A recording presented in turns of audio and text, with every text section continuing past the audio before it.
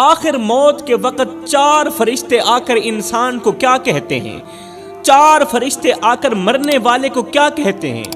مرنے والا تو پہلے سے ہی خوف میں ہوتا ہے، سوچ رہا ہوتا ہے کہ اب میرے ساتھ کیا ہونے والا ہے۔ دل میں ایک ہی سوال گردش کر رہا ہوتا ہے کہ میرے ساتھ اچھا سلوک ہوگا یا برا سلوک ہوگا، میری روح آسانی سے کھینچی جائے گی یا سختی کے ساتھ کھینچی جائے گی، میری اگلی منزل جنت ہوگی یا جہنم ہوگی، اور دنیا میں جو میں نے کیا اس کی جزا اور سزا مجھے ملے گی یا نہیں ملے گی۔ اور مرنے والا یہ بھی سوچ رہا ہوتا ہے کہ جو مال میں پیچھے چھوڑ کر جا رہا ہوں اس کا حساب مجھ سے لیا جائے گا یا پھر وہ مال استعمال کرنے والوں سے لیا جائے گا۔ یہ سارے خیال ایک ساتھ دل پر بوجھ بنے ہوتے ہیں،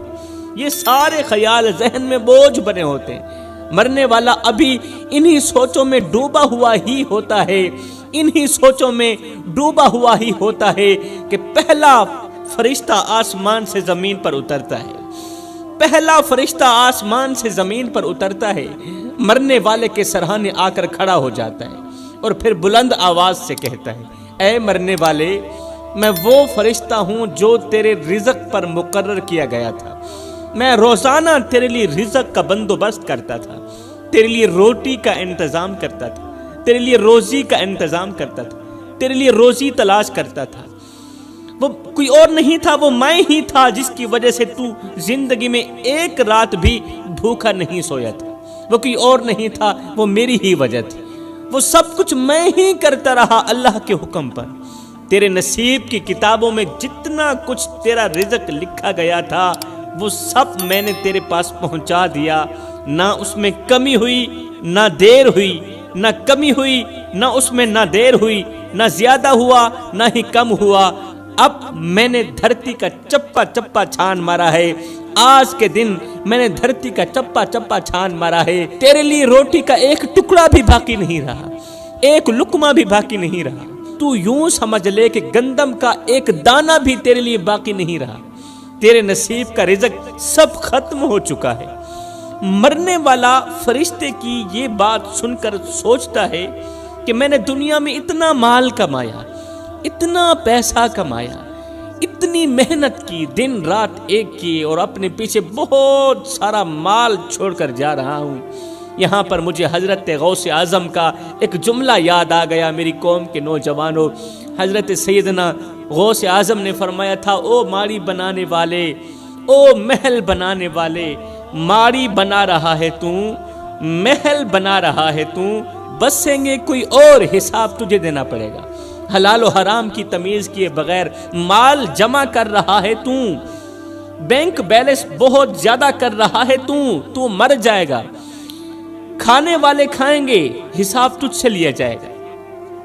وہ اپنے پیچھے بہت سارا مال چھوڑ کر جا رہا ہے مرنے والا سوچتا ہے کہ میں نے اتنا سارا مال کمایا، اتنی محنت کی، دن رات ایک کیے، اور اپنے پیچھے بہت سارا مال چھوڑ کر جا رہا ہوں، لیکن افسوس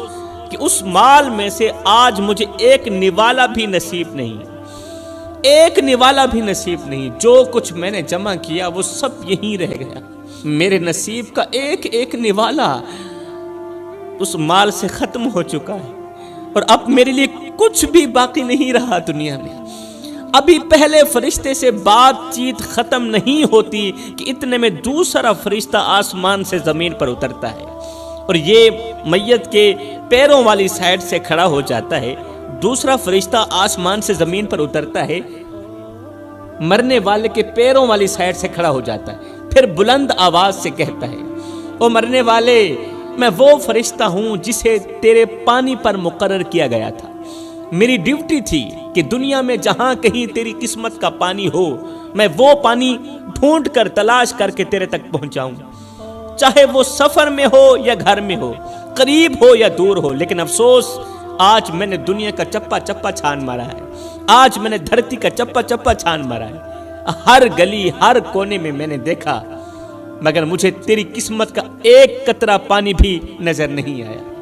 تیرے لیے ایک قطرہ پانی کا بھی باقی نہیں بچا۔ میں نے اپنی ڈیوٹی نبھانے میں ذرا بھی غفلت نہیں کی، دھرتی کا چپا چپا چھان مارا صرف تیرے لیے کہ تجھے ایک گھونٹ میسر ہو جائے، ایک گھونٹ پانی کا مل جائے۔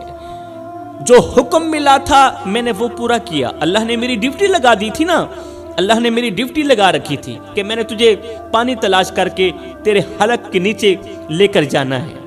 اب پوری دنیا میں، روئے زمین میں نے چپا چپا چھان مارا ہے، تیرے لیے پانی کا ایک قطرہ بھی باقی نہیں رہا۔ لہٰذا میں تمہیں بتلانے کے لیے آیا ہوں، آخری مرتبہ تیرے پاس آیا ہوں، تمہیں بتلانے کے لیے آیا ہوں کہ دنیا میں تیرے نصیب کا ایک گھونٹ پانی کا بھی نہیں بچا ہے، ایک گھونٹ پانی کا بھی نہیں بچا۔ لہٰذا اب تو اگلی دنیا کی طرف جانے والا ہے۔ مرنے والا چیخنے کی کوشش کرتا ہے یہ خبر سن کر کہ میرے لیے پانی کا ایک گھونٹ بھی باقی نہیں بچا دنیا میں۔ مرنے والا رونے کی، چیخنے کی کوشش کرتا ہے مگر چیخ نہیں سکتا، بس اس کی آنکھوں سے آنسو نکلتے رہتے ہیں۔ میرے محترم بھائیو، آپ نے غور کیا ہوگا کہ مرنے والے کی آنکھوں سے آنسو نکل رہے ہوتے ہیں۔ آپ کے ارد گرد حق ہمسائے، آپ کے گھر والوں میں سے جب کسی کا انتقال ہوا ہوگا، آپ نے غور کیا ہوگا کہ انتقال کے وقت، روح کے نکلتے وقت مرنے والے کی آنکھوں سے آنسو نکلتے ہیں، آنسو نکل رہے ہوتے ہیں۔ دراصل وہ اسی وجہ سے نکل رہے ہوتے ہیں کہ اب اس کا دنیا میں رزق اور پانی کا ایک گھونٹ بھی باقی نہیں رہا، نہ تو روٹی باقی رہی ہے، نہ تو ایک گھونٹ پانی کا باقی رہا ہے، ایک گھونٹ تو کیا ایک قطرہ بھی باقی نہیں بچا، کیونکہ اب اسے یقین ہو گیا ہوتا ہے کہ میں اپنی بیوی، بچے، اپنا مال سب کچھ چھوڑ کر اگلے جہان کو جا رہا ہوں۔ اگر وہ مرنے والا نیک ہوتا ہے تو خوشی کا اظہار کرتا ہے موت کے وقت، اگر وہ نیک ہوتا ہے، اگر وہ متقی پرہیزگار ہوتا ہے، پانچوں وقت کا نمازی ہوتا ہے، اگر وہ حق بولتا ہے، سچ کا ساتھ دیتا ہے، حق کا ساتھ دیتا ہے، اگر وہ دیندار ہوتا ہے، اگر وہ نیک ہوتا ہے نا مرنے والا، تو موت کے وقت وہ روتا نہیں ہے بلکہ وہ خوشی کا اظہار کرتا ہے، کہتا ہے شکر الحمدللہ، مجھے دنیا کے گھونٹ یا روٹی نوالے کی ضرورت نہیں ہے، مجھے دنیا کا مال نہیں چاہیے، میں نے تو اپنے رب کا دیدار کرنا ہے۔ سبحان اللہ۔ مگر جو گنہگار ہوتا ہے،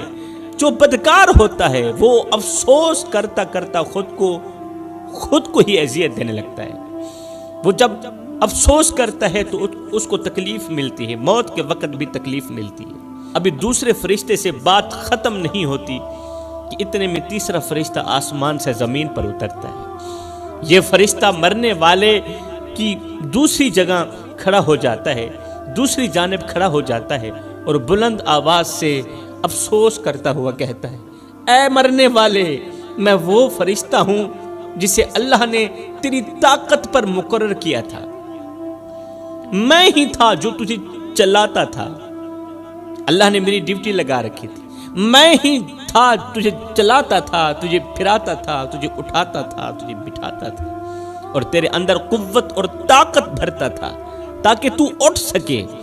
تاکہ تو بیٹھ سکے، چل سکے، پھر سکے۔ میں نے اللہ کے حکم سے تیرے اندر وہ طاقت بھری تھی جس کی وجہ سے تو مشکل کام آسانی سے کر لیتا تھا، مشکل ترین کام آسانی سے کر لیتا تھا، جس طاقت کے سہارے تو ہاتھیوں کو اٹھا لینے کی باتیں کرتا تھا، شیروں کو نچا لینے کے دعوے کرتا تھا، ہاتھیوں کو اٹھاتا بھی تھا، تو شیروں کو اپنی ایک انگل کے اشارے سے نچاتا بھی تھا، پہلوانوں کو گرا دیتا تھا، بڑے بڑے بہادروں کو ہرا دیتا تھا۔ تیری طاقت کے چرچے تھے، تیری قوت کے تذکرے تھے، اور تو اپنے مضبوط بازوؤں پر مان کرتا تھا، تکبر کرتا تھا۔ مگر افسوس، آج میں نے زمین کے ہر ایک کونے پر نظر دوڑائی ہے، پوری زمین چھان ماری ہے، دھرتی کا چپا چپا چھان مارا ہے، لیکن مجھے کہیں بھی تیرے حصے کی طاقت نہیں ملی۔ آج میں تجھے وہ قوت اور وہ طاقت مہیا کرنے سے قاصر ہوں جو کبھی تیرا مان ہوا کرتی تھی طاقت، کیونکہ اللہ نے تیرے حصے کی طاقت اس دنیا سے ختم کر دی ہے۔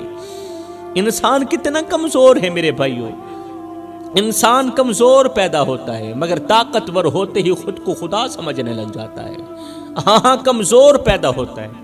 مگر 4 دن کی مہلت پا کر حضرت انسان اپنی اوقات بھول جاتا ہے۔ جب انسان اپنی اوقات بھول جاتا ہے تو پھر اسے اتنا پتہ بھی نہیں رہتا کہ مٹی کا کھلونا جیتے جی تو بہت شور مچاتا ہے، لیکن جب مرتا ہے تو پھر مر ہی جاتا ہے۔ اے حضرت انسان، تیرے غرور کی اوقات تو بس اتنی سی ہے، تیرے تکبر کی اوقات تو بس اتنی سی ہے کہ جب تو دنیا میں آیا تھا تو لوگوں نے ہی تیرے ننگے وجود کو ڈھانپا تھا، اور جب تو دنیا سے گیا تھا، مرا تھا، تو لوگوں نے ہی تیرے ننگے وجود کو ڈھانپ کر تجھے رخصت کیا تھا۔ تو غرور کس بات کا کرتا ہے؟ ایک قبرستان کے اوپر لکھا تھا، قبر کے ایک پتھر پر لکھا تھا کہ منزل تو تیری یہی تھی، بس زندگی گزر گئی آتے آتے، اور نادان کیا ملا تجھے اس دنیا سے، اپنوں نے ہی دفنایا تجھے جاتے جاتے۔ اے بندے، نہ کفن میں جیب ہے، نہ قبر میں الماری ہے، اور کمال کی بات تو یہ ہے کہ موت کا فرشتہ رشوت بھی نہیں لیتا، موت کا فرشتہ رشوت بھی نہیں لیتا۔ اللہ اکبر۔ اب اس کے دل پر بوجھ بڑھ جاتا ہے، مرنے والے کے دل پر بوجھ بڑھ جاتا ہے، اور وہ سوچنے لگتا ہے کہ کاش میں نے آج کے اس دن اور اس لمحے کو یاد رکھا ہوتا،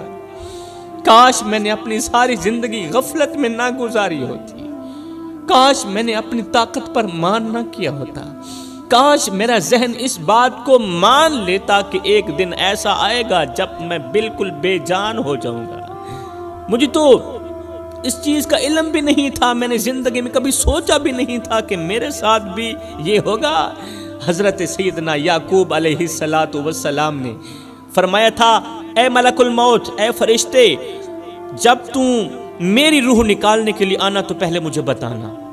پہلے مجھے بتانا۔ ملک الموت نے کہا ٹھیک ہے، اے اللہ کے نبی، جب میں آپ کی روح آپ کے جسم سے الگ کرنے کے لیے آؤں گا نا، پہلے میں تمہیں بتاؤں گا کہ میں آ رہا ہوں۔ وقت گزرتا گیا، حضرت یعقوب علیہ السلام کی زندگی کے دن مکمل ہو گئے، جتنا کھانا تھا کھا لیا، جتنا پینا تھا پی لیا، آپ کے نصیب کا رزق ختم ہو گیا۔ اللہ اکبر۔ ایک دن اسرائیل علیہ السلام آ گیا روح نکالنے کے لیے۔ اللہ کے نبی نے فرمایا، اے اسرائیل، میں نے تجھے کہا نہیں تھا جب میرے پاس آنا تو پہلے مجھے بتانا، جب میری روح نکالنے کے لیے آنا تو پہلے مجھے خبر دینا، پہلے مجھے خبر دینا۔ ملک الموت نے کہا، اے اللہ کے نبی، ایک بار نہیں 10 مرتبہ میں تمہیں بتا چکا ہوں کہ میں آپ کے پاس آ رہا ہوں، تیاری کر لیں۔ اللہ کے نبی نے فرمایا، وہ کس طرح؟ ملک الموت نے کہا، آپ کی داڑھی کے سفید بال، یہ میرا قاصد ہی تو تھا۔ داڑھی پہلے سیاہ تھی پھر سفید ہو گئی، وہ جو سفیدی تھی وہ سفیدی نہیں، وہ میرا قاصد ہی تھا کہ اب میں آپ کے پاس آنے والا۔ آپ کے ہی محلے میں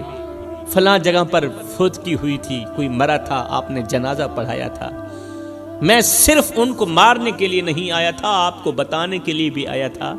کہ حضرت آج ان کی باری ہے، کل آپ بھی تیار ہو جائیں۔ تو مرنے والا سوچتا ہے، مرنے والا سوچتا ہے کہ مجھے تو پتہ بھی نہیں تھا، خبر بھی نہیں تھی کہ میری زندگی میں یہ دن لکھا ہوگا، میرے ساتھ بھی یہ کچھ ہوگا۔ میرے بھائیوں، مرنے والے صرف مرتے نہیں بلکہ وہ ہم پر احسان کر کے بھی جاتے ہیں۔ اب